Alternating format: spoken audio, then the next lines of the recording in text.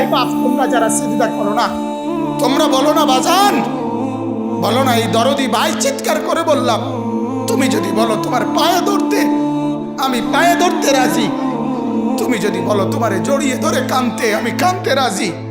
তুমি বলো কেন আল্লাহর সাথে রাগ করলা? কেন আল্লাহর সাথে রাগ করলা? কেন আল্লাহর সাথে নারাজ হইলা? কেন সেজদা কপালে জুটলো না? কেন মালিকের সাথে সারাদিনের এত কিছুর বিনিময়ে আল্লাহ তাআলা একটা মিস কল দিলে, 2 সেকেন্ডের একটা মিস কল দিলে বন্ধু তুমি টের পাও তোমার মোবাইলে মিস কল আসছে।